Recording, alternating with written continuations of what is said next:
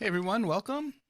Saturday afternoon. Today is March 15th, St. Patty's Day weekend. Happy St. Patrick's Day to all of you that observe. And like I said in my comment earlier, to anyone who just takes the holiday to have a good time and, you know, have fun. So, welcome Saturday afternoon again. I have a couple of things to chat with you about. A couple of things to follow up with from last week that I couldn't get working. That I managed, I think, to get working. So we'll test them out again this week. So I hope everybody's doing well. You can see we already have 9 people here today, so that's pretty cool. Thank you guys. 5 likes, so awesome. Hit the like button; it really does help out the channel. Um, Before we get over to say hello to everyone in the chat, we'll give folks a few more minutes to hopefully come in and join us. The weather here has been really, really interesting. All week long, it's been in the high 70s, low 80s. Yesterday, it drops to, we had this cold front come through, real windy, torrential T-storm passed through Thursday night. Things were starting to move around the yard, the patio chairs, the plants, things like that. It was pretty, there were tornado warnings. Brought in a cold front after that, and then Friday morning we woke up and it was 32 degrees. So we went from a week of basically summer weather to back to winter overnight. And then crazy as it is, it's going to be 74 here today, and it's beautiful and sunny out. So go figure. So yeah, it's been definitely an interesting week. Work has picked up a little bit. Haven't done too many network installs, but we did install quite a few TVs this week. Big ones, 75 inchers, moved a couple of 65s from one location to another. So that's been really good. At least something's started. I think it's a signal that things are starting to pick up. So anyway, let's head over to the chat, and hopefully the audio and the video is okay. We'll start to say hello to everybody. I made some adjustments to the audio. I put things back to the way the audio had always been prior to the changes I played around with for last week's stream. So hopefully this sounds better. Hopefully the levels are okay. It should be the same as it always has been. So I'm sure you guys will let me know in the comments. So let's go in. Let's say hello to folks. We have Grish was first one here. Good morning, Grish. Welcome. Alonzo stopped in. Alonzo says, good morning, not going to make the live stream. I'm using Crosstalk Solutions Project Nomad, working great after switching from Ubuntu Server to Zorin Pro. So yeah, there was a video out this week. Chris did. He's been working on this project for the last year, I think, with another developer. And I'll share the link to the video, and we'll actually take a look at the website. I haven't had a chance to try it. Unfortunately, Chris recommends, and we'll talk about what Project Nomad is, but Chris recommends running it on bare metal. So I really don't have anything around right now at this moment in time where I could try it out. But it seems really, really, really cool. Like I said, I'll share the video with you guys. I'll share the link to the video in the chat in a moment. David from PE for Doers is here. David, great video this week. I'm really enjoying this journey you're taking us on, building your network and your NAS, and looking forward to the next one. Thank you for being here. And Alonzo also added, the Crosstalk Solutions Project Nomad is free. Yes, it is. Offline, it's an offline AI server. It's a suite of applications running in Docker. And like he says here, he has it running on an old HP Z4 G4 workstation. So very cool. Thanks for the information, Alonzo. In case you happen to watch the replay, appreciate you sharing. Jeremy's here. Hey, Jeremy, welcome. No work today. I think Jeremy, if I'm not mistaken, mentioned something about possibly going live today at 3 o'clock. Following this stream. I don't know how long this stream is going to be. I don't think I have a lot, but you never know where things go.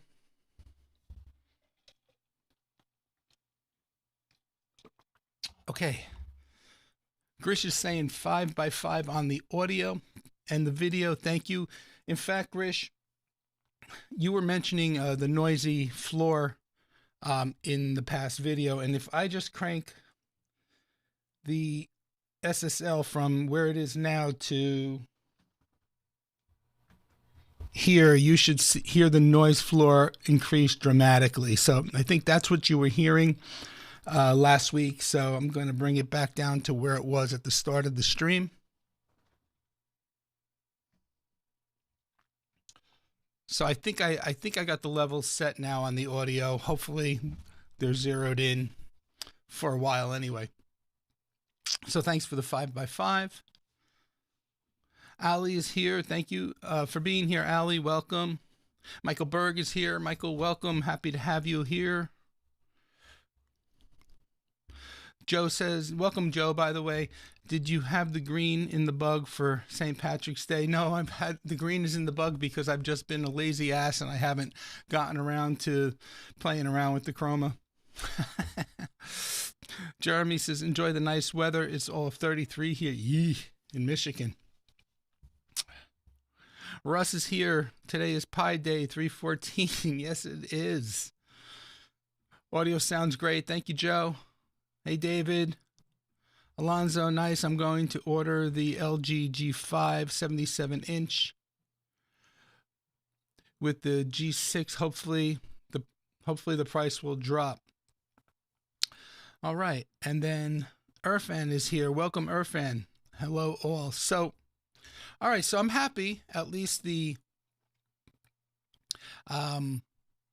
audio is good. Since everybody voted last week for me to stick with H2R graphics regarding the live chat on the screen, I decided to at least change it up to something I'm happy with or happier with, because I've never really been super happy with not the functionality of it, more so and it's on me because I'm not an artist, right? It's the look of it, the theme behind it, the colors, the styles. So played around with it a little bit this morning before the stream, and I like this background. I made the chat message a little bit bigger, but I left like not the channel name, but the user ID small, the way it was. And I changed the graphic from being a square with rounded edges from the circle. So I think this is what I'm going to go with for a while. Plus, it's easier for me to read. And I like the way the graphic, the icon, profile icon looks with the square round and the rounded edges. So anyway, and Cam is here. Good afternoon. And he says, welcome, fellow geeks. All right, great. So, wow, we have 14 people here already and 9 likes. All right, so audio is one of the things that I was hoping to just bring up briefly, and I guess we have that squared away. So good for me, good for you, because I did listen back to that stream last week, and boy, it was awful. I don't know how you guys stayed with me for that almost 2 hours, because the background floor noise last week was god awful. So thanks for sticking around. Okay. Update on the Telestrator. So last week, the H2R Telestrator, where I was able to illustrate on the screen. So I want to go over and I want to bring that up again. I'm going to open it up just on the local desktop, because what we tried to do last week was get it installed or screen shared over to the iPad. And during the stream last week, I was having issues with even making that happen. I kept getting a message on the iPad saying that the screen share kept failing for whatever reason. So as soon as the stream ended, of course, I tried it again and it worked. So hopefully it'll work this time. So let me get it open on the desktop. Now I'm going to share it over to the iPad screen. So we hopefully should see it pop up here. Let me hold that so it's not glaring. Let's do this, and let's go here. Let's try screen mirroring this time, and let's see if it works. Okay, so now that we have that set up, if I drag the teleprompter over, there you can see it is on the iPad. So that's success over last week. And you could see I also have the program image in the iPad. And that's because I have set up the feed coming out of the back of the web presenter via USB-C feeding into the laptop here in front of me. And now this is just the screen share from the laptop. Now, even though it's there, if I cannot do anything with my fingers, it will not work. So that's where I had written to Joe after the stream, and I said, hey, I managed to get the screen share to work, but it's frozen. It's not responsive to my finger. And he said, I think it requires an Apple Pencil. So I got the Apple Pencil, and it wasn't expensive, so I figured it's a good investment for things I want to do. I got the Apple Pencil USB-C version, which is really, really cool. So let me just make sure the key is on. And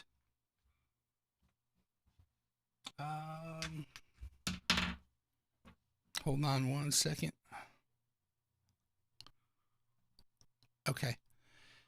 So now, if I draw on the screen with the Apple Pencil, you should see it happening on the program. So hopefully this will work this time.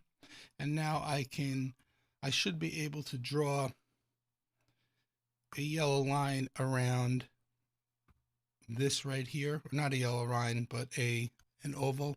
And you can see it is drawing. So it's working now.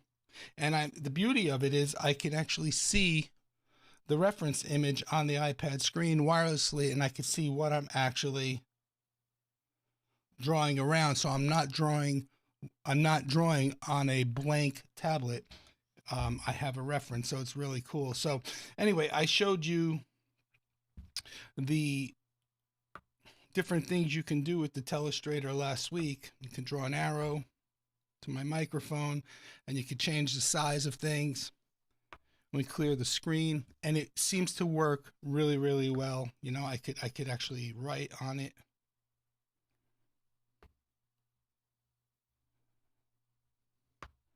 So I'm super happy with the fact that it is actually working the way I had hoped it would work. So Joe, thank you for the tip about using the pen. I would love to be able to utilize this feature now with maybe future things in the live stream that I want to eventually demonstrate. So anyway, the Apple Pencil, I should say, was only $69 on Amazon. So really not horrible whatsoever. So let me just go over and grab the Telestrator and bring it back. Cancel the screen sharing. There we go. Okay. So that I'm happy that that's working. I really, really am. Let me close that. Let me just take a chat back over at the comments and see what's going on. Wow, we got 19 people here, 10 likes. Folks, hit that like button for me. Appreciate you if you do. I appreciate you if you don't, I guess, too. Let's go see if anybody else popped in. No, I think I'm all caught up. Cursive, yes. When I was in school, we learned to write in cursive. Something my daughter cannot do. My daughter also cannot tell time on an analog clock. It has to be digital. Go figure. So anyway, that's that. The other thing Yeah, this might be a pretty quick stream.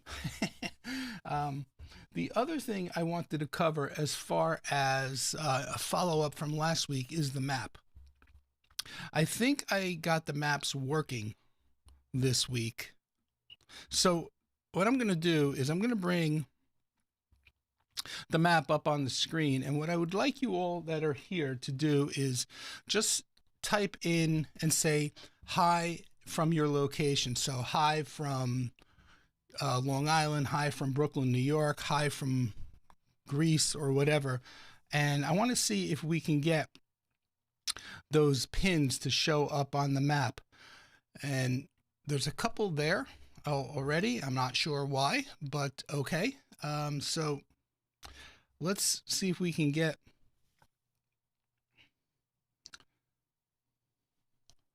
some more comments going on here so that we could say hi and see if we can pin some comments. So it looks like we have a couple of comments coming in from North Carolina, which I find to be interesting. Hello from Spokane, Washington. Thank you, Grish. So if I click and when I acknowledge the message in the chat on H2R, I don't know if you could see it on the screen, but the little display showed up in the upper left-hand corner of the United States. PE Doers, hi from Nassau County, Long Island, and there it just popped up around the New York area. Alonzo saying hello from Lancaster. I didn't see that one pop in. Jeremy saying hi from Lansing, and the one from Michigan just seemed to pop in. Joe saying hi from Malta, and there it is somewhere. It popped up over there on the other continent to the right of the screen. We have, I don't know if this popped up or not on the screen, from Munsing, Michigan. But anyway, it seems to be working. Cecil says hello from Coral Springs, Florida, and there we go. So one of the questions on a previous stream, I think I mentioned this last week, was can the H2R map zoom like the map on Aaron Parecki's, the one that Aaron Parecki created himself. So the only zoom, if I go into the rundown on the map that I can do, the only thing I can do is I can, with the longitude and latitude, I could move the map up and down and left and right. I could zoom it manually. So I just changed the zoom there, and I'm moving the map up, and here now I'm moving the map to the right. So if we want to see more of the United States, and now I could zoom that in a little bit more, but I'm doing all this manually. So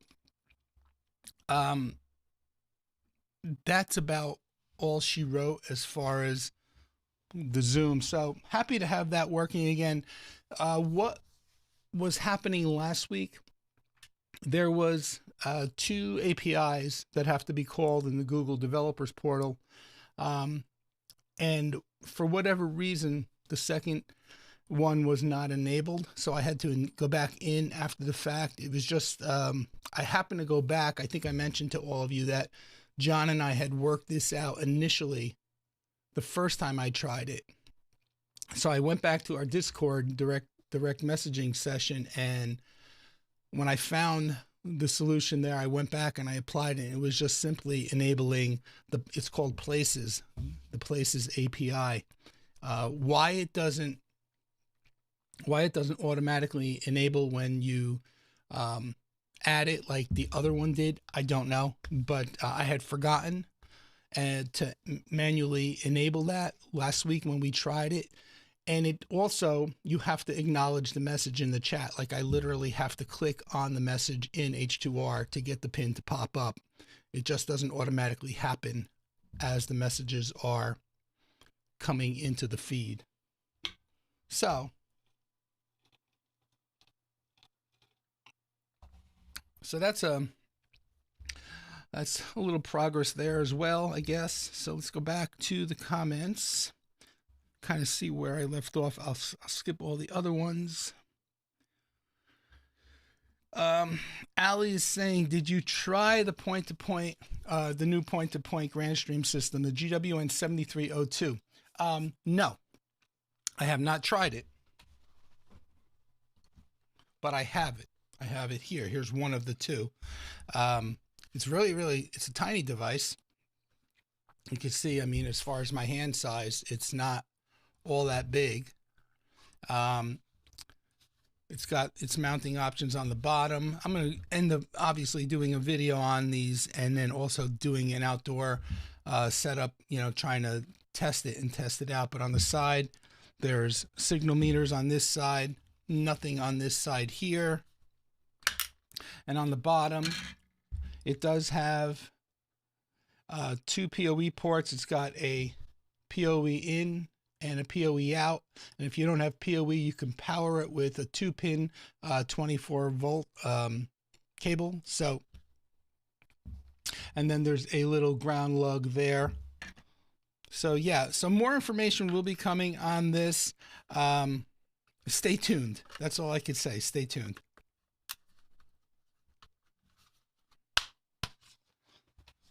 And they're really small. They're really small and compact. So David says, I have a story about cursive and my 5 to 6th grade education. That's cool. Love to hear that someday. When are you going to do a live stream again, David? Jeremy says, oh my God, that's crazy. No cursive or analog clocks. Yeah, seriously. And then there's all the test messages coming in. By the way, thank you folks for testing the map with me this week. Much appreciated. And Joe, I know you're not in Tokyo, Japan. Or are you in Egypt, Jeremy? So, and Cam is asking Joe if he actually lives in Malta. And Joe says, no, he's not, but he hears it's nice. I couldn't tell you. I don't know. Never been there. Haven't heard anything about it myself. So, all right. One last thing. Oh, I should have showed it while the telestrator was up, but I'll just show it visually on screen. Let me bring up Companion for a second, the actual interface.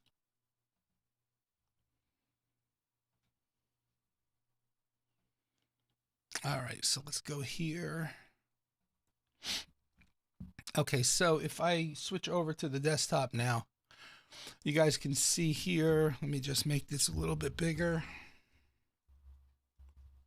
Can I make this bigger? Yeah. I want you to be able to see it. You could see here I have 3 connections. I think they used to be called integrations in the older versions, but now they're called connections. There is a connection for H2R graphics. So you can set it up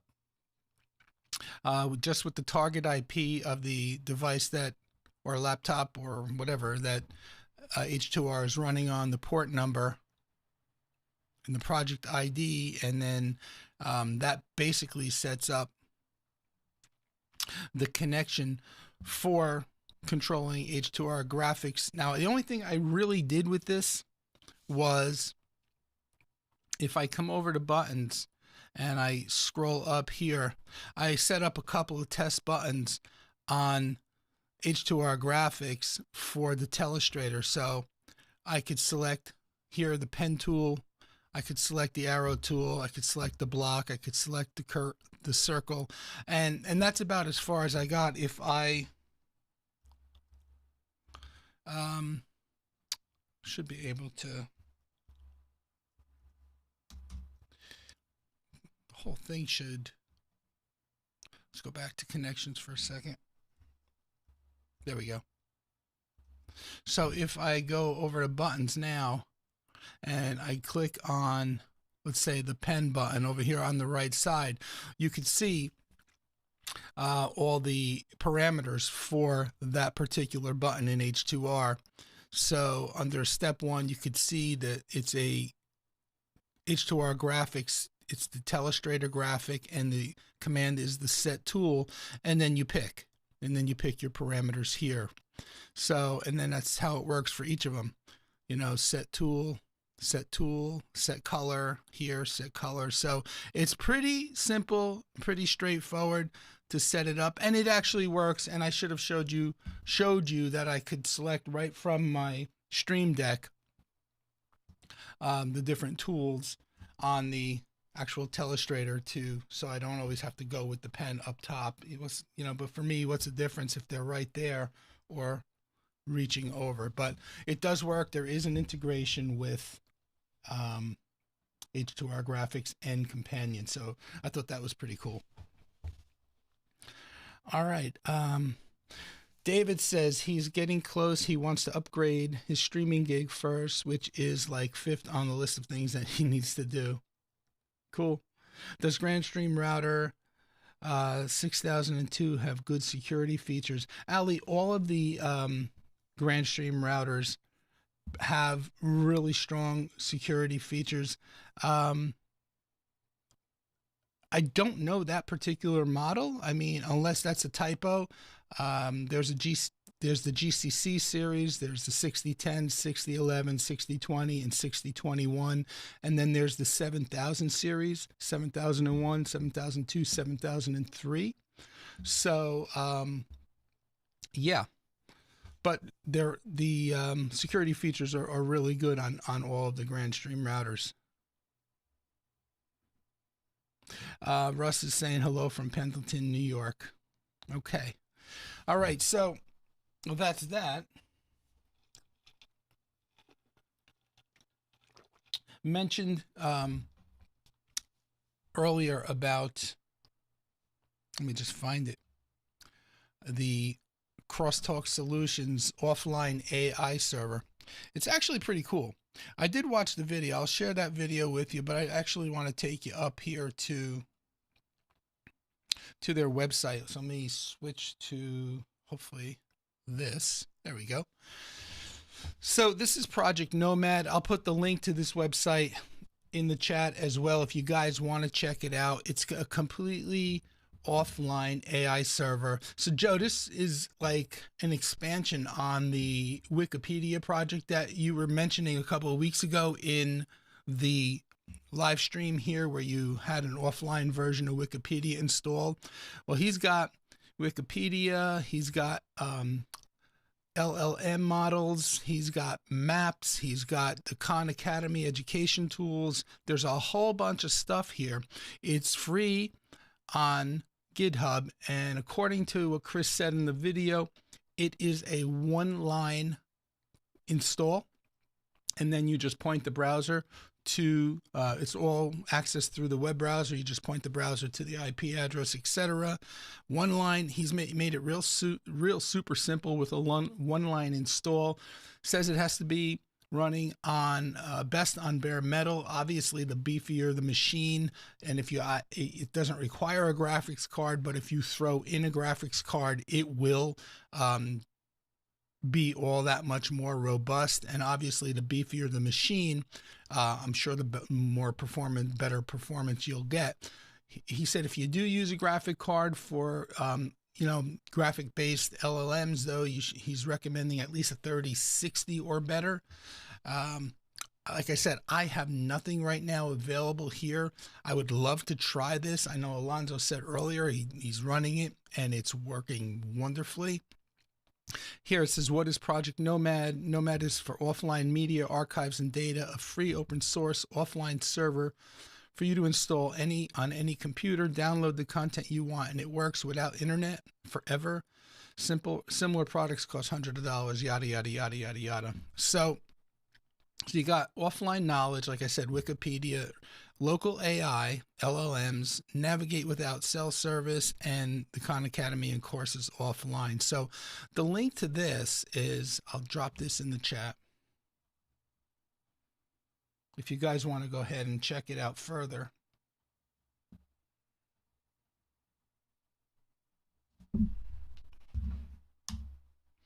There's the link to that actual website that I'm showing you, and then the link to his actual video if you want to check it out and hear it from the horse's mouth.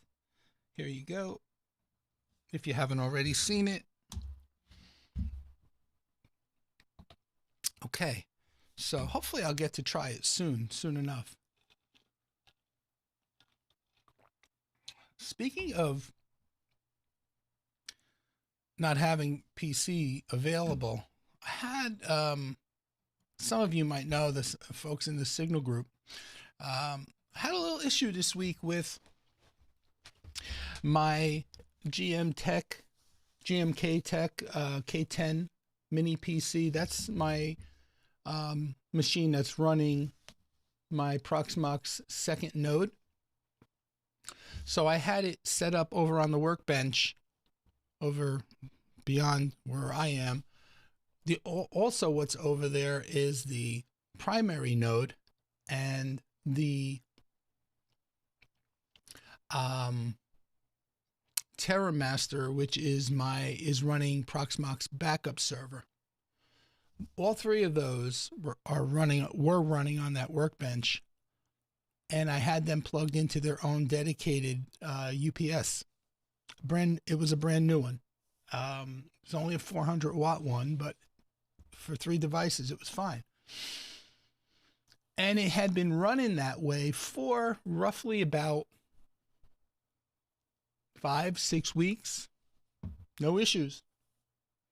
Earlier this week, the node 2 went down, and it was running. It went down. It went offline. The cluster saw it as offline. When I came up to check it out, it wasn't actually off. It was just frozen. It was hung. So I forced it down. I unplugged it, counted to like 5, plugged it back in, fired it back up, and yay, it came back up online. And it ran for about 12 hours like that, and then it went down again. Same situation, not physically off, just hung. The logs were showing, the Proxmox logs were showing storm control, and then right after storm control, the log line said hardware error. So at first I thought it was a VM causing it. At first I thought it was image, because in both times that the node went down, the HA kicked in and transferred all of the VMs over to the other node successfully. So yay, that was working. The only VM that failed to transfer was the image VM. So in both instances where the second node went offline. So I thought to myself, I wonder if it's something with that particular VM that's causing the server to hiccup and then freeze, and then that's what triggers the HA, right? That's what I thought it was at first. So turns out I come back up again to reset it and fire it back up. Comes back up online. Okay, now I come over here to do some work from this desk, and as I'm sitting here, I hear clicking. Click, click, click, click, click, and I'm like, what the hell? I go over there, and the UPS is clicking. So apparently there was some kind of fluctuation happening, I guess, in power to cause the UPS to click and switch. The clicking is a sign of switching from wall power to battery power, wall power, and it was going back and forth pretty quickly. And I thought, wow, that's really odd. So I moved the GMK Tech mini PC. Now that I got the EcoFlow in place, I moved it away from the workbench and I put it in the main rack.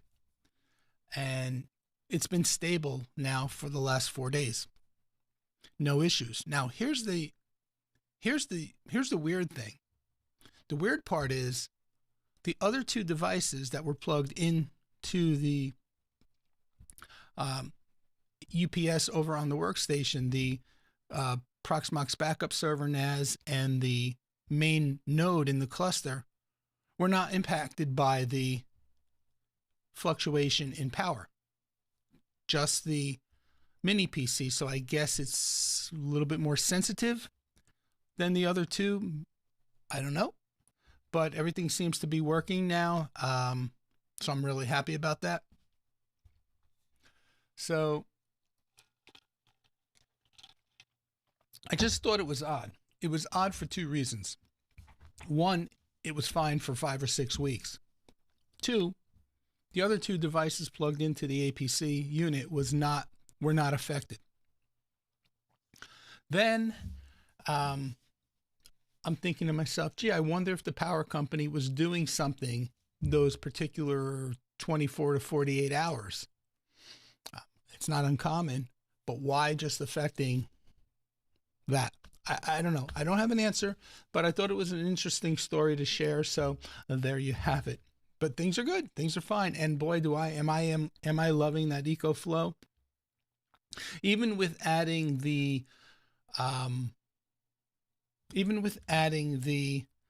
mini PC to the rack, it was pulling like 267 or 277 in output. Now it's pulling, if I can find it.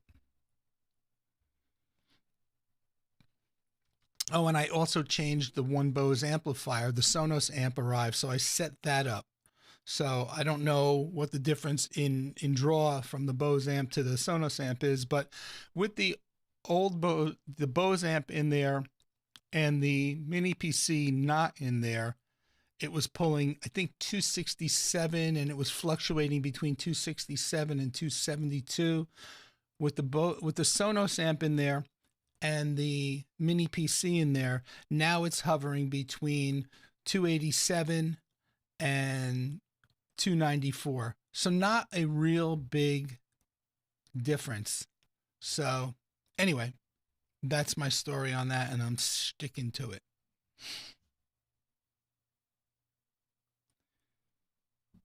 And Joe, I'm sorry I don't have my dedicated streaming cup today. This one still had half a coffee left in it yesterday that I didn't finish, and I just put it in the refrigerator and topped it off this morning. So if you're wondering. All right, back to the comments.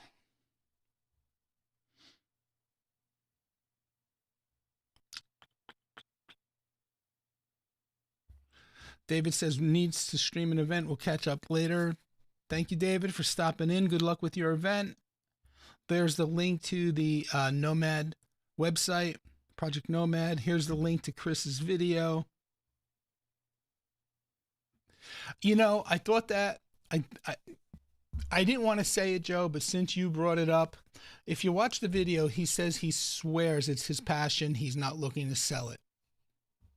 But it's pretty freaking impressive. I mean, even if he wanted to sell it, if it was reasonably priced, it's pretty impressive. But I agree with you. I'm there. Which, let me just get through the comments. And there's something else I do want to show you. Terrell says, just stop checking in. We'll catch up later. Thank you, Terrell. Appreciate that as always. I know there's different views. I used to watch them a lot in the beginning. I'm still subscribed to them. I don't watch them on an everyday basis. I'm not doing Unify anymore. So I have like really no reason.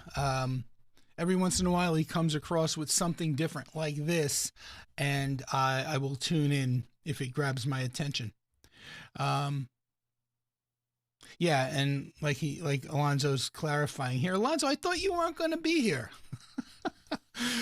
Said multiple times it's free, no plans to change this model, right? Yep. Time will tell. Chris mentioned he spent $10,000 of his own money. He must have mentioned that, and I saw he did a live stream, like a pretty long live stream yesterday on it. I wasn't in that. I didn't see it. I wasn't aware of it. He must have mentioned that in his live stream, Alonzo, because I don't remember hearing that in the video. Oh my God. David says, Tony, I had clicking in 3 of my 6 UPS units for a couple of months recently. It turned out that one of my 2 panels HOTS was dropping out. Interesting. After a long fight with PSC&G. Oh my God, I haven't heard that in so long. Yeah, PSC&G, the good old company up in that area. They fixed the pole. Interesting, David. Good to know. Well, I'll see if it persists. I pretty sure it's on the power. It's something the power company here was doing. One of my neighbors were seeing blinking lights on half their homes as well. Well, interesting. Thank you for that, David. Thank you for sharing that. David, did you see any flickering, particularly in the, oh my God, the light behind the set you turn off at the end of each video since it's an Edison? You know, that would, I guess, that would flicker in if it, that type of bulb would definitely flicker. David says, I put my power meter on both HOTS and it printed out for the power company. Smart. Yes, there was blinking on the lights in both of my bathrooms, but nowhere else. Interesting. Jeremy says, maybe Chris at Crosstalk will sell a turnkey appliance pre-configured once the storage and RAM prices normalize. You know, very, very good possibility. I don't know. I don't have any insight to that, Jeremy, but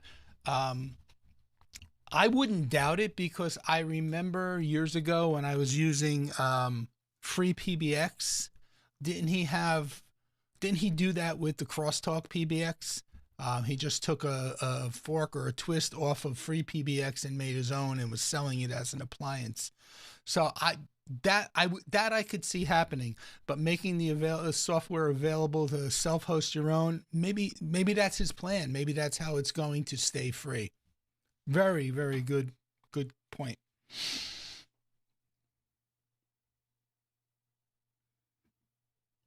Tony, are you using the EcoFlow? Carm is asking. I'm sorry, not Cam. Carm. Instead of the APC unit, what model did you get? Yeah, Carm, just not to reiterate for everybody that's been here, I'll show it to you. I'll bring it up on the screen, but not to reiterate the entire story. I went back and forth on the teeter-totter for about a week. Decided originally to get the APC. Yes, so I am using it in place of an actual APC. Hold on, I'll bring it up on the screen.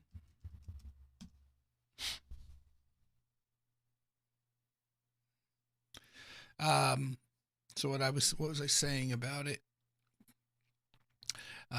Yeah, I'm using it in place of, I do have a power conditioner, a Wattbox IP power conditioner in the rack. So all my devices in the rack plug into the Wattbox, and then the Wattbox is plugged into the EcoFlow. So I like the setup that I have in there now. I had purchased the APC 1500. I think it was 1,000 watt output. Something happened with the transaction and it never went through, so I canceled it and then switched gears to the EcoFlow. So this is the one I purchased. Let me just bring this full screen and get your chat off the air. So I purchased the Delta 3 Classic. It's got the LIFE P04 battery, 1800 watts, 100 watt USB-C output. It's rated for 1800 watts output, and I'm only using, like, at this point, 15 to 20% with everything in my rack, and my rack is pretty substantial at this point. There's 2 amplifiers in there, a Sonos amp and a Bose amp. There's the router, there's there's a 48 port PoE switch and a 24 port PoE switch.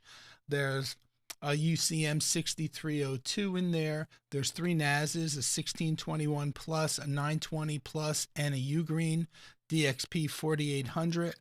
The mini PC's in there, and the backup AT&T router. So there's a lot in that rack, and I'm probably leaving something out that I'm not even remembering. And I'm only at 15 to 20% capacity of what this can do. So, and we tested it live in the live stream last week. I'm not going to do it again, but if you want, go back to last week's live stream, right in the beginning part of the live stream. I actually did a test where I pulled the plug on the EcoFlow just to see if the transition to battery was how seamless it was, and there wasn't even a flicker. The stream didn't blip, nothing. It just was seamless. So it's rated at 10 milliseconds, the transition. So after 2 weeks, I would highly recommend it. I'm loving it.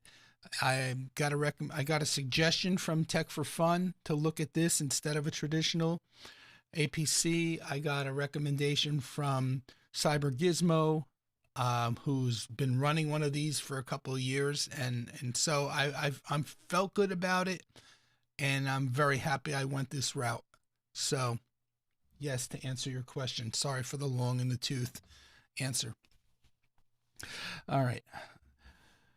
David says, I went nutso with the power company who were trying to say it was my breaker box. Yeah, everybody tries to put the blame on the other. I wouldn't want to be on the other end of that, David, nor would I. Alonzo says, yes, in the live stream. Also, Chris mentioned no longer a partner with Ubiquity. Interesting. Wow. Okay. David says, Joe, how do you know me so well in such a short time? Good point, Jeremy. Probably some other way to make money. Yep, 100%. David, I heard your stories for a few years now, your fights for justice when you worked. Exactly. And there's Cyber Gizmo. Hey, all finally broke free of the server dragon. Well, welcome, Cyber Gizmo. Thank you for being here. Still waiting to see your manifesto.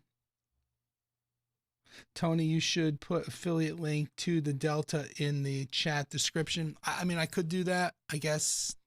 I don't like to push myself on people like that. If people ask, for it, I'm happy to oblige, but here it is.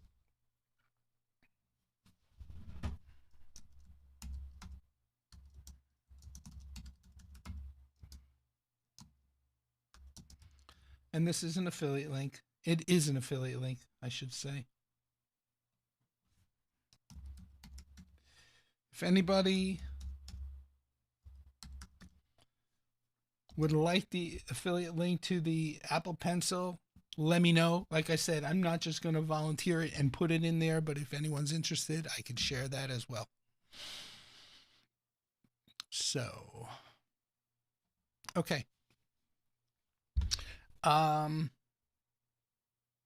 not sure what you mean by this. If this is, oh no, this might not be directed to me. It might be maybe directed to David.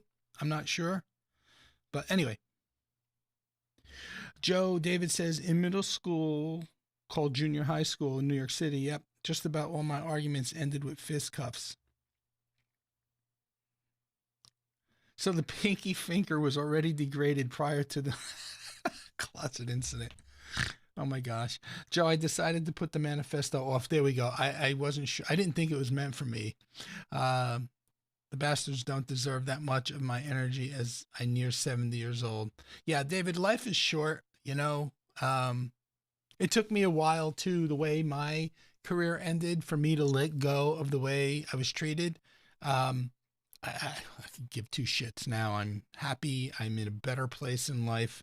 And looking back in retrospect, what was so important back then on the job, I look at it now and go, how important was it really? B Mark, did you get notifications sorted? Yes. If you're running the app on your phone, you will get notifications, a log on the phone of on the EcoFlow app I'm talking about, of when it transitions, let's say from power to battery, that kind of thing. They said you can do push notifications. I haven't seen that, but then again, there hasn't been any real events happening here. It's been pretty stable. The email question that you had last week, after doing a little bit more digging and following up on that, that is not something that is supported at this time. Thank you for bringing that up, because I did want to follow up with that. Carm, appreciate that. Fun fact, Tony didn't monetize the channel until I can. Yes, that is correct. That is 100% correct, because I remember back in 2019 when you cajoled me into doing it. I had said to you, I didn't start YouTube for that reason. You know, I started YouTube because I'm a teacher. I started YouTube because I like to share. I like to give back. And you cajoled me into saying that's all fine and good, but why not, you know, get a little something back for your efforts? So, but that is a true fact. Alonzo, when the batteries in my APC 1500 need replaced, and we'll get the EcoFlow. Cool. Tony, I put an affiliate link on any product even I mention. Some months I make more from Amazon than YouTube. No, I know, David. I get it. Again, what I make from YouTube and what I make from Amazon is nice. I mean, I'm not relying on it. I'm not doing this for a career or for a living. I'm doing it really because I enjoy it. I'm doing it really because I like to share and give back. I'm doing it really because I might as well use my ability, my teaching skills that I have inherently.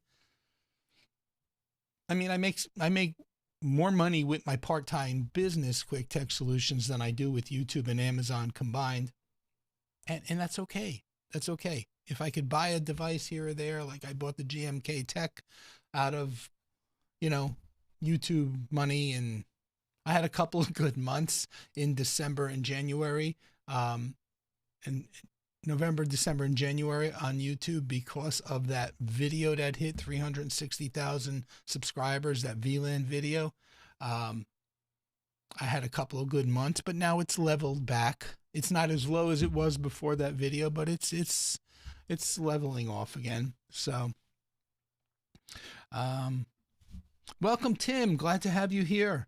Tim says, I'm a bit late. I forgot about the daylight savings difference between the US and the UK change in 3 weeks. We'll watch first hour later. Yeah, no problem. Tim did a video this week on installing the outdoor GWN 7670LR Wi-Fi access point. Pretty cool video. Check it out. Yep, no email, not at this point anyway. Yep, hence the name Controlling Technologies. And Joe says, I had to get Tony to monetize so I can convince him to spend more money on tech. Yes.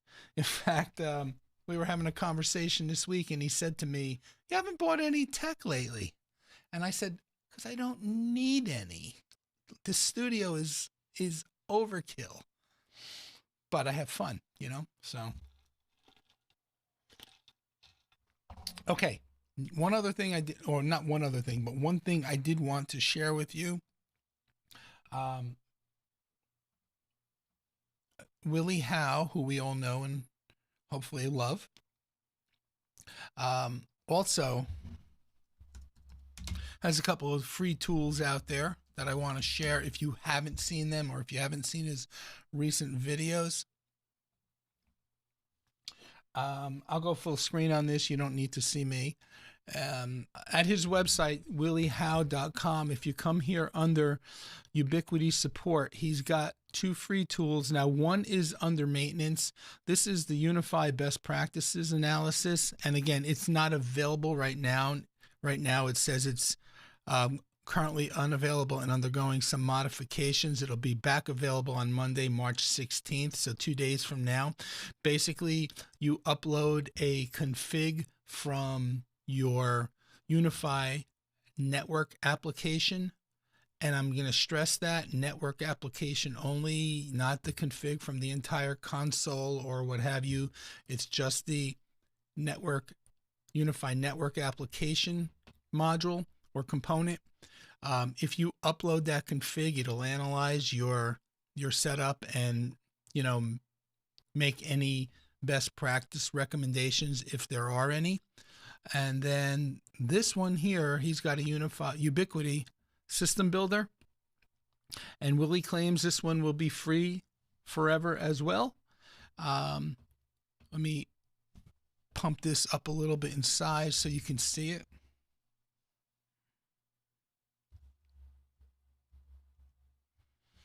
So answer a few questions and we'll generate a bill of materials with links to the Ubiquity store, and you can build your network type. Your choices are home, small office, small business, home, SOHO, small business, and enterprise campus. There's a couple different profiles like budget, pro, and high density and default. Proposal, PDF, detail, client friendly, or you can choose installer detail if you'd like. Estimate the number of users, estimate the potential internet speed routing needs. So it's pretty detailed. I played around with it a little bit. Do you need 10 gig aggregation switch? Enable multi-gig wired LAN? How many PoE ports do you need? How many non-PoE ports? Do you need phones? Do you need sensors, accessories, patch panel, keystone jacks? So you could put all this in here. Here, clients, how many clients, wired clients, IoT clients, wired and wireless. Is it multi-site? We scroll down here. Wi-Fi, you have value Wi-Fi, pro Wi-Fi, enterprise, high density.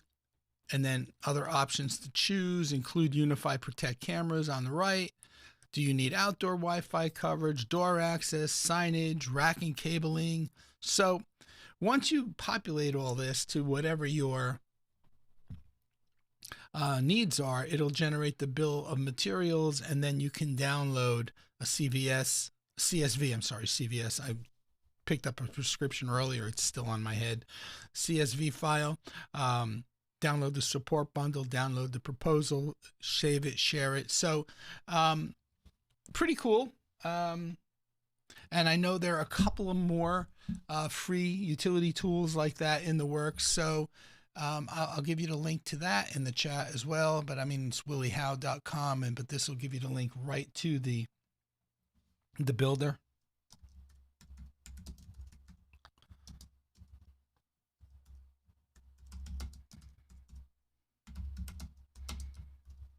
So if you need help, designing a system, and you're not 100% sure on how to approach it, there you go.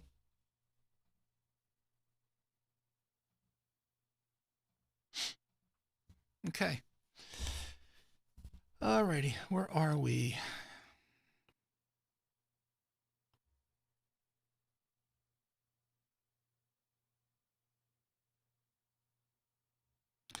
Are you using the mounts that come with the TVs? The only thing that really comes with the TVs are the feet, like the pedestals or the feet. I use mounts by a company, Strong. The company name is Strong. And for flush mount and that just tilt up and down. For fully articulating mounts, I use Sanus mounts. The next conversation, yes, I'm thinking about buying. I sold the one drone. I still have the Mavic 3 Pro. I'm thinking about buying strictly for hobby, for fun purposes, nothing else. the DJI Neo 2, but also I am, Joe's also got his cajoling hat on, and he's trying to get me to understand that, well, for the difference in price, why don't you just go for the Avata 2? So anyway, yeah, but I don't know if that's going to happen because I also want to buy another firearm, and I can't do both right now. So, and I had the thought to buy the firearm for a couple of weeks prior to deciding, like, hey, maybe I want another. I saw a couple of FPV drone videos. I don't fly FPV. For those of you who don't know what that is, that's first person view, where you wear goggles and the only thing you see is the image from that's being transmitted back to the goggles from the drone, as opposed to normal flying where I'm looking at the controller, I'm seeing the video on the screen, and I can actually look up time from time and see the drone in the sky. So I've never flown FPV, and I thought, well, it looks like a lot of fun and I'd like to give it a shot. So, and I have not, Joe, gotten to look at that video yet. So, but thank you for sending it. So if you're wondering why I haven't commented on it or anything, I have not viewed it yet. David says, when I started my channel, I didn't even know I could make money with it. Ditto. Thank you, David. I just wanted to leave something my grandchildren could watch, especially those that never meet me. I didn't think of that. I just, but definitely didn't even think about YouTube as a monetary source of income. Yeah, LOL. Overkill is the point. Yep. Alonzo says, I purchased the small in-wall media enclosure from Express TV Mounting. I purchased the small in-wall media enclosure from Express TV Mounting. Are you talking about the in-wall box? You're talking about the in-wall boxes that go in this behind the TVs that are recessed in the studs for putting things like a router or a switch or a one box or something like that. Correct? Let me in-wall media enclosure. Let me see what that. Let me see. Express TV Mounting.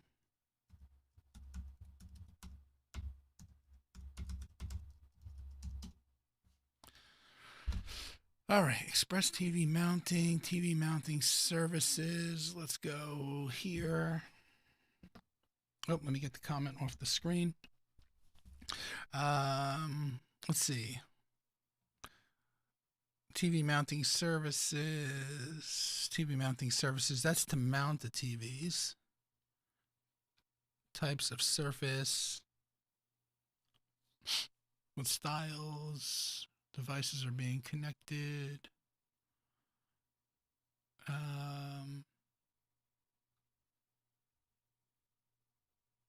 We had a hell of a job this week. We had the area where the TV went was above a fireplace, and it was the wall above the fireplace just wasn't flat. It was recessed in. That was a style of one particular builder.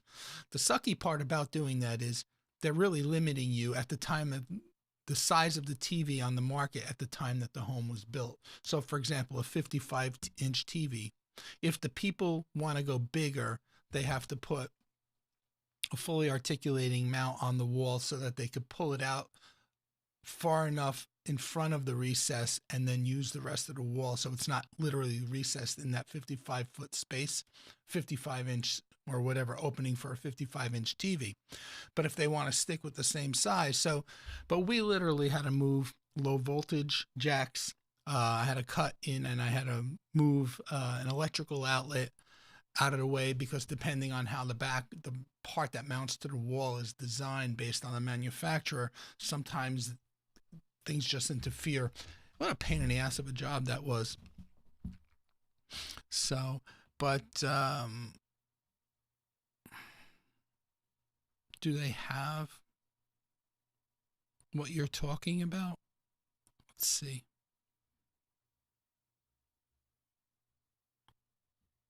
I see their services, but do they have a store? You said you bought.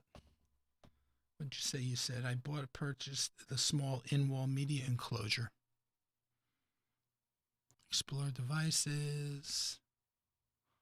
No, those are just Roku media boxes, things like that. TV mounts. Learn more additional wires. Let's go to here. Let's see what we got. Nope, not there. Nope, I don't know. But anyway, I never heard of this company, expresstvmounting.com, so I'll have to check them out a little further. But thanks, Alonzo.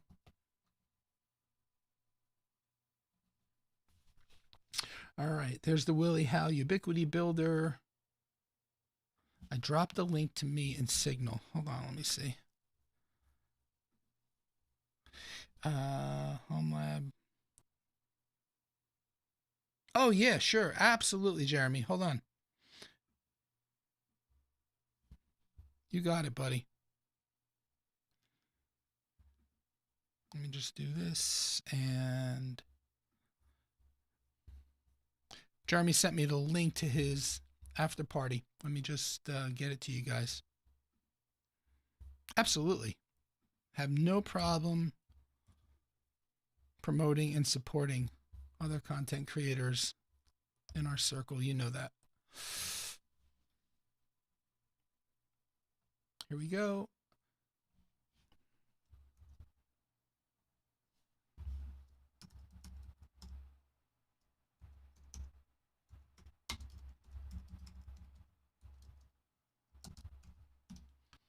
There you go.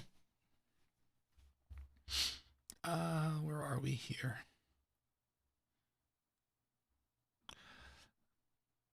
The drone hobby is something I am fighting myself to avoid. 3D printed is taking too much of my time and money. You know, and it's interesting because, David, I had gotten into 3D printing a couple of years ago, and I made some I didn't have the best printer in the world. In fact, I got rid of it. I made some little simple candle votive holders and things like that, but I never really ventured into it. And I see some of the stuff that you print, and I'm like, oh, it's really like making my mouth water. Like, but I know you invested like in a really good quality professional level 3D printer. So Alonzo says, yes, I am hoping the price of the LG G5 drops with the release of the G6. Cool. All right. Let's see. Where are we?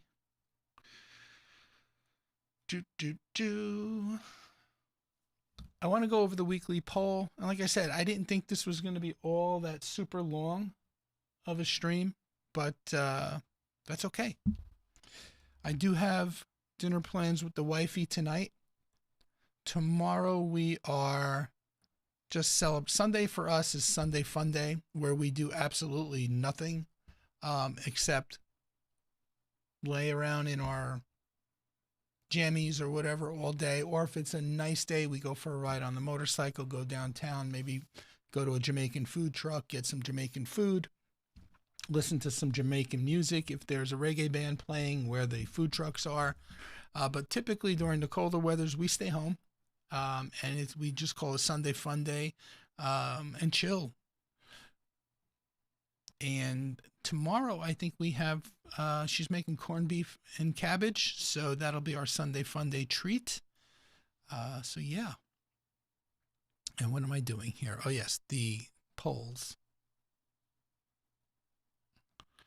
Let's go to the posts. Yesterday,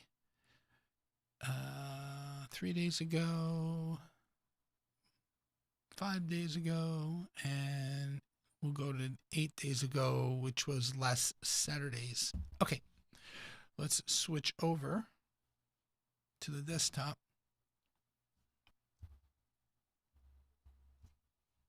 Okay, so we have 116 votes. Have you actually calculated your rack's power draw? 22% say yes, precisely.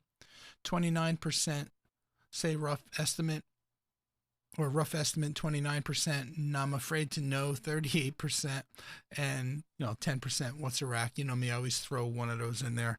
Let's look at the comments for this. David says we need to make sure we size our UPS properly. Agreed. I calculated. Sydney says I calculated that I only wish to have space for a rack. Jacob Johnson says, ouch, the one metric of my hobby I try to ignore. And Fuzzyland says I have a power meter attached, so I always know, and it's not a small amount of power.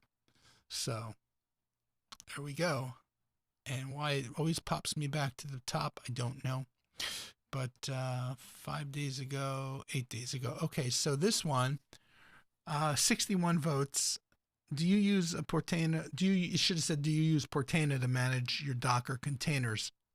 31% said yes, 38% said no, 18% said never heard of it, and 13% said I don't use Docker, and we don't have any comments on that. Moving on, what is your monitoring style? 3 days ago, 76 votes. Using dashboards, example, Uptime Kuma or some other utility, 36%. Using command line tools, 12%. Email alerts or push notifications, 29%. I don't monitor, but I should start, 24%. Let's check out the comments. Alonzo says, I need more time in a day. Slack is on my to-do list for 2026.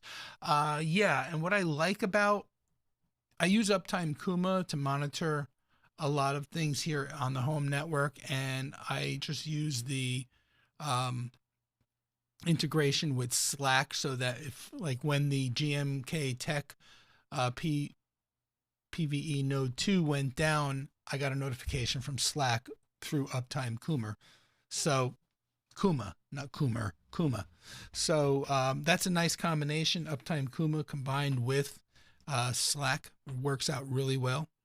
Mark Turner says, I still use Nagios with some manual config and some script generated config. Jeremy says, I use Uptime Kuma at my day job. I have alerts set up to go to Slack. Exactly. Yep. So I can easily monitor them when I'm out of the building. It's worked quite well. It seems most of the monitoring solutions these days support Slack in addition to more traditional email and SMS type notifications. So there you go. And let's see, 1 day ago, 3 days ago, and we got 62 votes from yesterday's. Your home lab, you use your home lab for mostly for testing new tech, 10%, hosting real services, 21%, training purposes, 10%, all of the above, 60%. Yep, pretty much that's where I land as well. And we have one comment, and David says, my home lab is 1, an active user network, 2, both preliminary using segmentation and final test live area, 3, where I train myself and others on new network technology. Number 1 is why it takes me a long period of time to deploy changes, so I am thinking about setting up a secondary area for pre-deployment testing. Wow, okay. So there you go. So there are the polls for the week.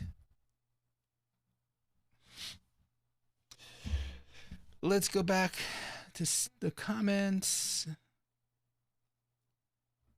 Mr. Tim Tech says Tom Buck seems to be getting into 3D printing now. Yes. Yep.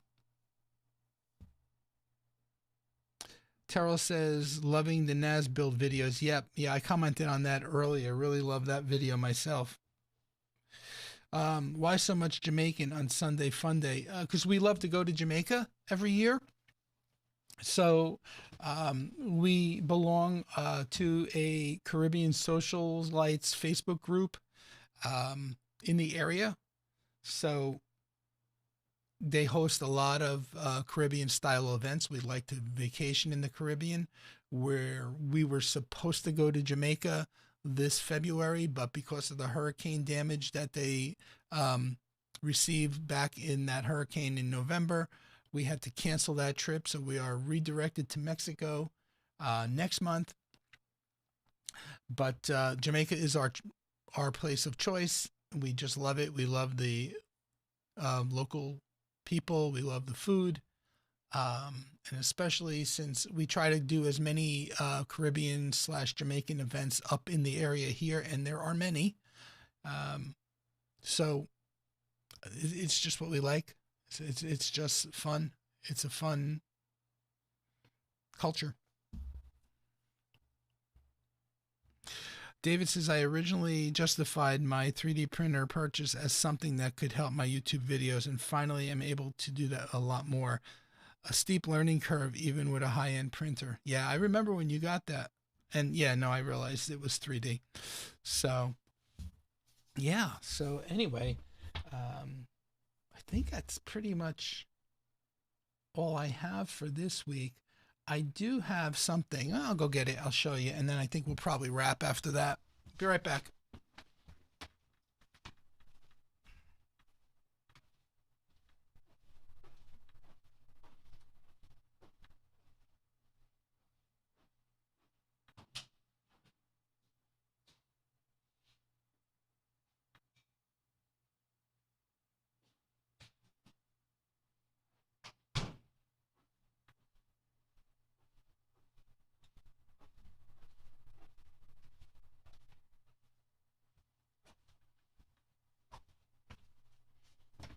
Okay. Get rid of this for now. So I do have this. This is the newest Verizon 5G business gateway, and it's on right now. Let me see if I can give you guys a better view of it.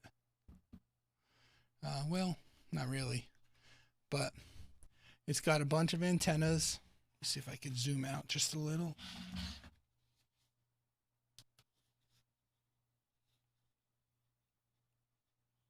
Oop, wrong camera. Hold on. Come on.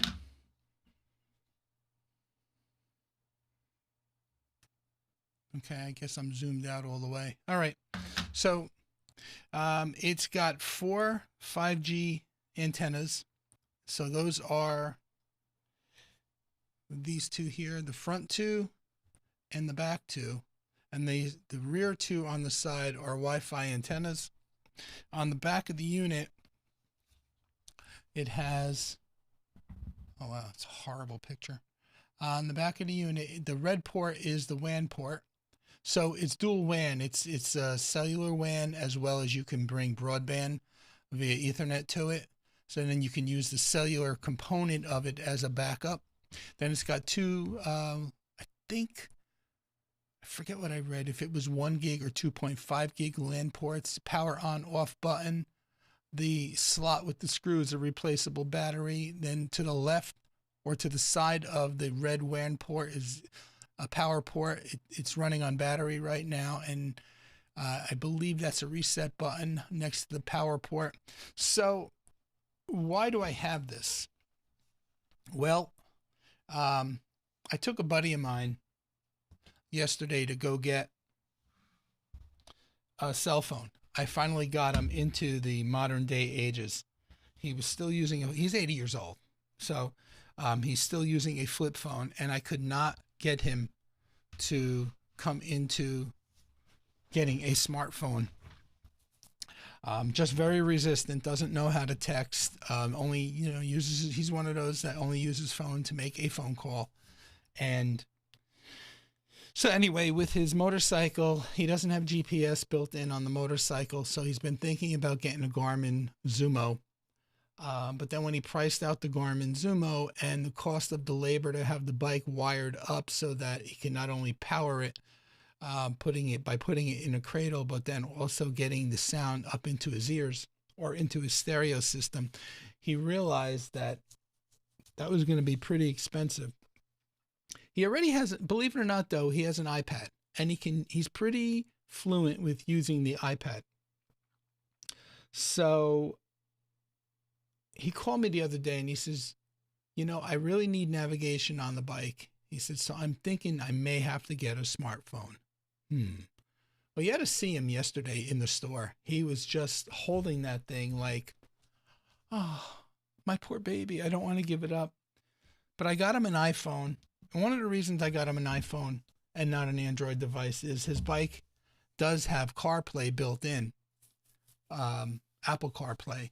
So since he's got the iPad, since his bike has CarPlay built in, I figured let's keep him there. He can utilize CarPlay. He can get the navigation aspect of things going. He can listen to his music via Bluetooth. So I told him, just think of it as a small iPad that has the ability to make a phone call to ease his anxiety. So the reason I have this is the phone plan they put him on somehow worked out to be a good deal, even with, they gave him a $60, he was paying $40 a month for a flip phone. They gave him an iPhone 16e for free. He doesn't care about the camera. So they gave him the iPhone 16e for free, and then they gave him a $100 plan with $60 off to back him back down to $40, but then included that plan, you had to take this. So it added $40 to the plan. So he was still $20 ahead of the game. He thought he was going to be paying, by switching to a smartphone, at least $105 to $110 for a single line plan. So when he heard $80, he jumped on it, and he says, like, I have no use for this. What do I do with this? And the guy in the Verizon store says, I tell most people just to stick it in the closet and forget about it. So in any event, and then when after his first billing cycle is up, he's a veteran. So after the first billing cycle, he can call Verizon, and they told him he'll get 20% off the $80. So he'll literally be paying $64 a month instead of $40. But now he's got a pretty much up-to-date phone that he'll have his GPS, he'll have his music on the bike, he'll now be able to text. So, I mean, he's happy. And I said to him, hey, if you're going to just shove this in the closet because I know you're never going to use it, I couldn't even, iPhones came out in 2007, and it took me 19 years to get you to switch.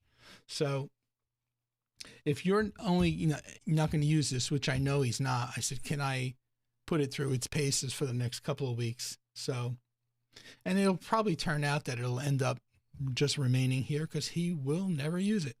So the only thing I've done with it is a Wi-Fi test, because setup is really, really simple. You put on the antennas, screw on the antennas, and plug it in to charge up the battery, start it up. It automatically connects DHCP, broadcasts the Wi-Fi. All the information is located on the bottom. You can change the Wi-Fi name and password if you'd like. So I had it in the window, and I wasn't impressed for business gateway. I was only getting, with my phone, my iPhone 17, I was only getting download and upload speeds of averaging between 25 and 30 meg. So I figured business internet would be better. And I don't know why they were able to give him a business account. He's not on a personal account. He's on a business account because of some 1099 work that he had done recently. So, you're supposed to be able to set it up right out of the box and connect to it once all the status lights go white. And that was true, but the performance isn't great. And it's got, even sitting on the desk here, it's got full signal. So if let's say, let me switch to its Wi-Fi.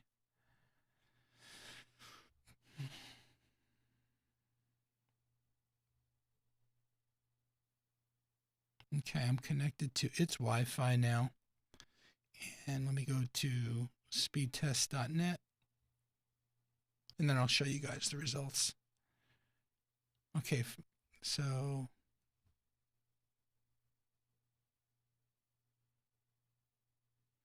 we got, it spikes up to like 52, 53. but then it levels off at 24.1, 24.2. So 24.2 down. And it's struggling between 16 and 19. Now it's up to 25. It spiked. 28, 20. Yep. So let me see if you guys can see that. Hold on. So 24.2 down and 28.2 up. Not really impressed. I really thought that business internet class would be faster on 5G. I am connected to the 5G radio, so I don't know if this particular box, because it was part of this plan, this package, if it's throttled, and it's not on the highest tier. I don't know, but I thought it was interesting. So anyway, that's about all I have today. Let's see what we got.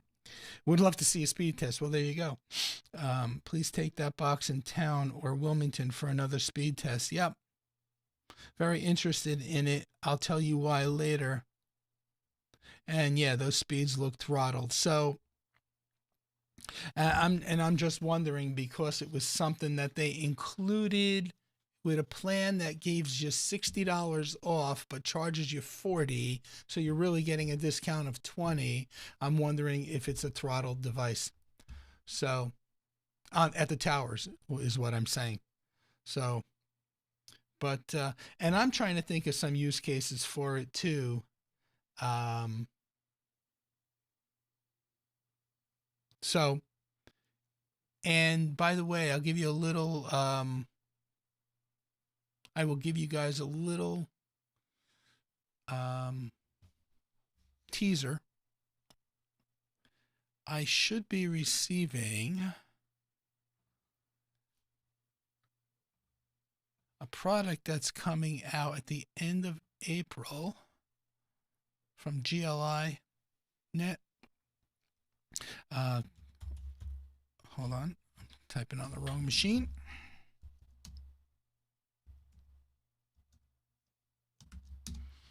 Let's see. So I am getting this device to test and review soon.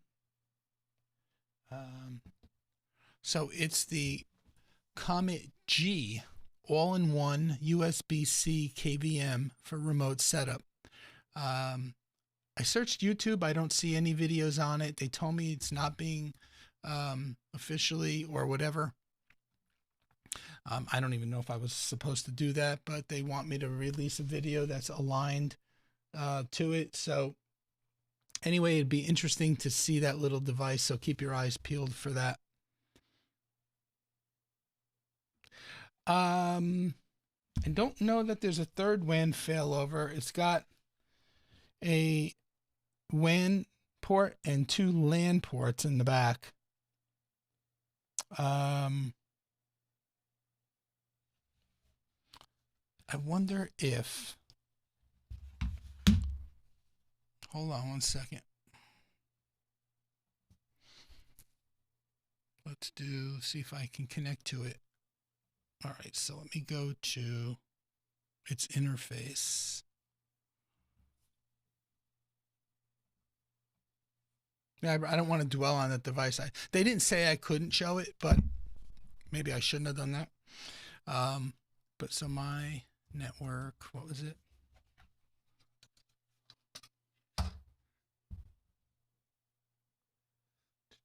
Networksettings.com. Okay.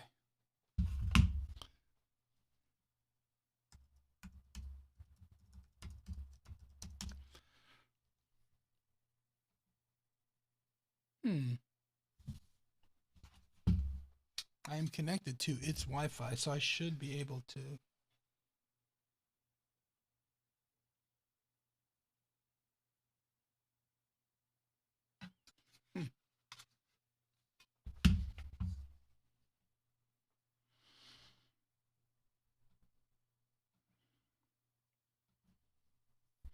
Let's see. Give me 1 sec.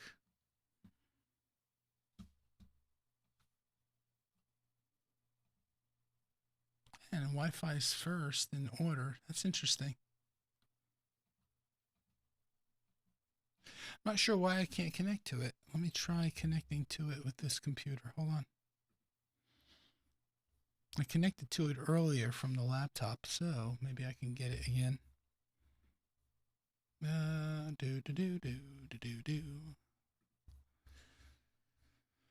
right.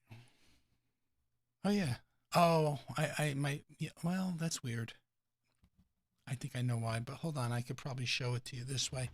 Let's see. Let's get the chat off the screen. Let's get the chat off the screen, and let me shut this over here. Okay. Now to show this. Okay.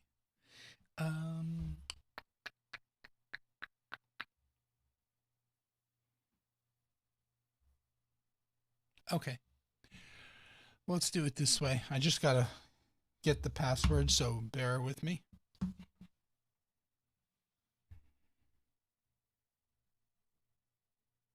Okay. So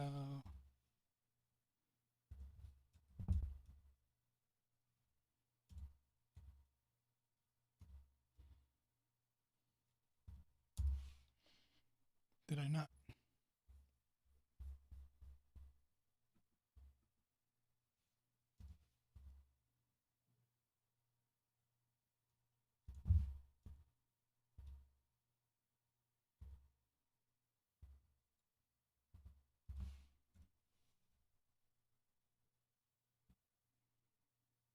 Okay. So I can't really see it all that well, but I'm gonna try to see if I can go full screen with this.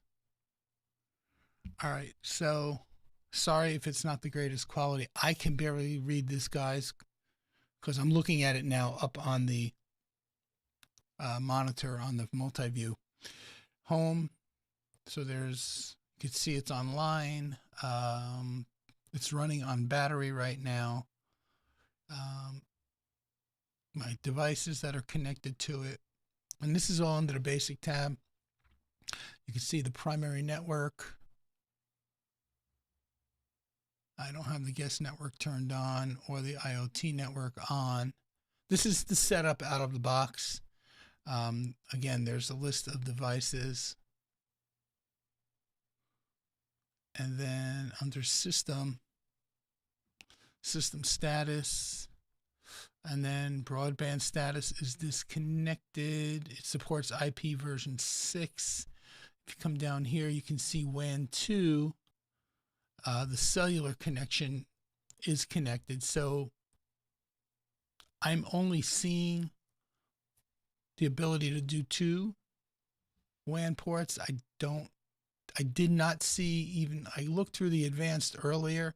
The advanced, obviously there's a lot more options. Like you got your security wall and options, and there's a lot of thing, you know, a lot of options in here. Port forwarding, DMZ, port triggering, things like that. But I didn't see even in here in the network settings, you got all this here, MAC cloning, dynamic DNS capability, static NAT, routing, port configuration. Can we take one of the LAN ports and let's see, WAN, auto, LAN. I can't read any of that. Half duplex, full duplex. Okay, 10 half duplex, 10 full. I was kind of hoping that maybe it would have given the ability to configure one of the LAN ports as a third WAN, but I don't see that here. So anyway, now to get this off the screen.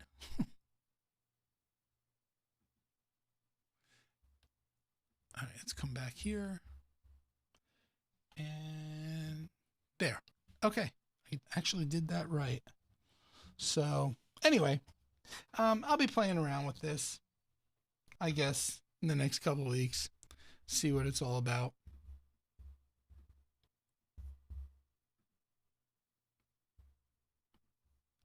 All right, let me get rid of all that. Let's go back to the comments.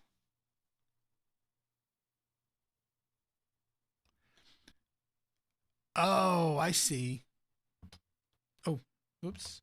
Now, why is that happening? Hold on a second. Oh, I know why. Hold on. Because the full screen blanked it out again. Okay, there we go. There. Okay, you were saying for my home network, use it as a third failover. Oh my God. Whew, I don't know. Do I need it? I'd rather just have it to be able to take on the road with me, you know, and use it like that.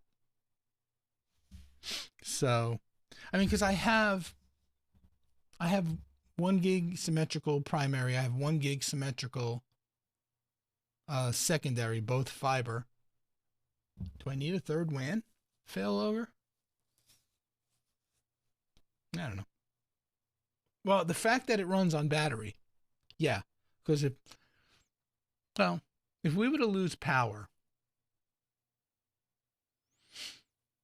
the system would kick over to the EcoFlow, but then within a minute, the whole house generator will kick on.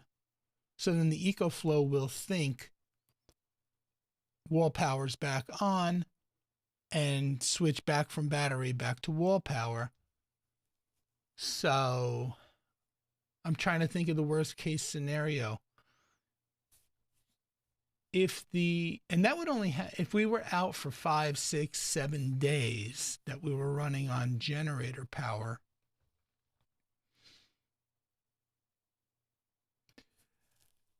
It would have to be a hurricane severe enough that would knock us out of power for that many days. And we were, when I first moved down here, Hurricane Florence was it, I think, knocked us out for 6.5 days.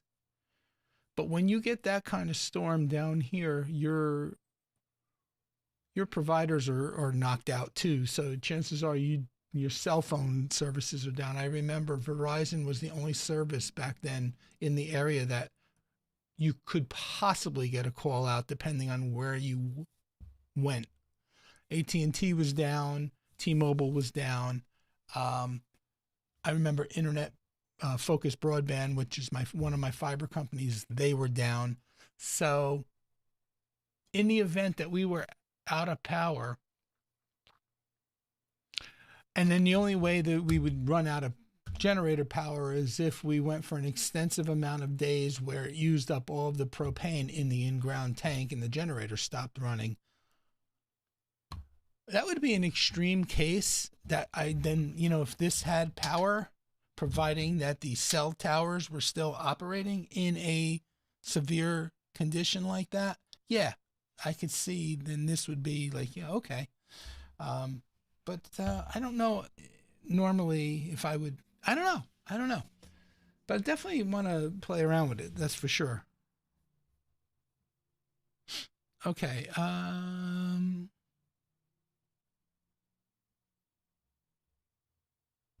Alonzo says, I have a couple of Cradle Point 4G routers. Cool. Joe says, what's the difference if it sits in the rack when it's home? I guess nothing. I mean, seriously, I guess nothing. I'm not trying to be a prick or anything about it. I'm just trying to think realistically. The case scenario that would warrant actually the first internet failing over to the second internet that would actually fail over to using this on battery power. I hope that never happens, Then grab the device for the road. Yeah, exactly. One cord. Fiber path to your house gets cut. Both lines are going to be out. True. not about the power. Huge. Hugo took parts of Dallas out for about a week. So, yeah. Well, we got 12 people here now. We have 21 likes, and we are going for about an hour and 41 minutes. Next week is, let's see something. Next week is the 21st. I think I'm going to be here. I may not. There may not be a live stream next week. 28th will be here. I'll be here. And then April 4th, April 11th, I know for a fact there will not be a live stream. All right, next week is questionable, folks. I may not. I'll just post something on the community page as to whether or not during the middle of the week. So, Cyber Gizmo says, I use digital radio at around 10 gigahertz to reach the internet. All the towers were down. Oh, cool. Plus, since your network goes down every time your sister watches the dog, she can come upstairs and grab the box. I don't think that's going to be the case this year. That happened. That ended up, looking back in retrospect, that was the cyber power UPS, rack mount UPS that I have since taken out of service. So, anyway. Okay. Well, folks, thank you so much for being here. Check out that Crosstalk Solutions Project Nomad if you so choose. Check out the Willie Howe Ubiquity System Builder if you so choose.